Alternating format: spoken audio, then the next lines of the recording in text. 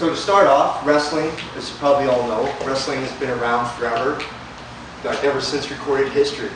All the different civilizations, wrestling's been a part of it.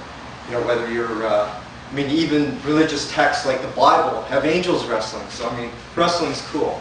What can you say?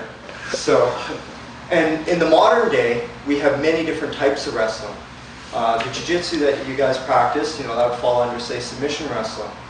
There's, in the Olympics, you've got the Greco-Roman, and in the Greco-Roman, you basically, that's all upper body work. So there's no attacks on the legs, and you work for throws and pins. So pin being getting the shoulders to the ground, and that would end the match. And then there's freestyle, which again is all the rules of Greco apply, but you're allowed to attack and use legs. So I practice freestyle. That's my type of wrestling. Actually, technically I do what's called folk style, because in freestyle you have a point system, and every time you get any kind of break or stall in the action, you're always stood up. So it's actually kind of boring if you were to watch a freestyle match. But what I do is I train in folk style. So there is no break in the action. We don't keep track of the points, and you fight for pin only. So pin again being shoulders to the mat. So that's actually what I train in, is what's called folk style. But when you go to competition, you actually convert over to freestyle.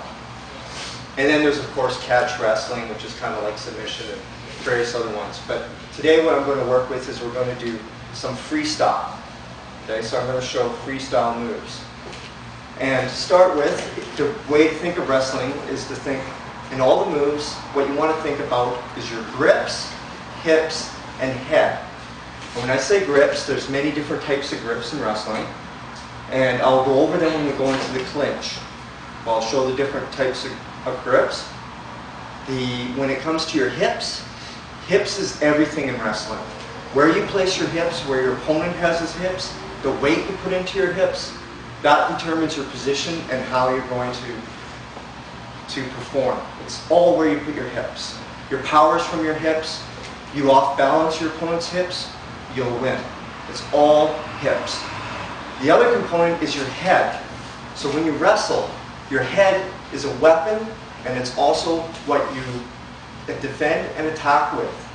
You've got your arms, your legs, and your head. Your head is just as important as your arms and legs. You're always grinding with your head. You attack your opponent's head by using your head. You use the points of your forehead, your chin, you're pushing off the side.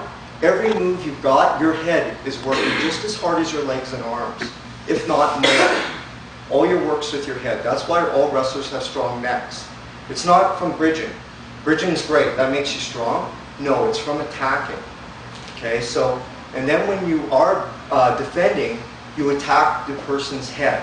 So however you move his head, that's going to protect you from a takedown, from being turned, whatever move. So the head is just as important. It's not the thinking, it's what you do with your head.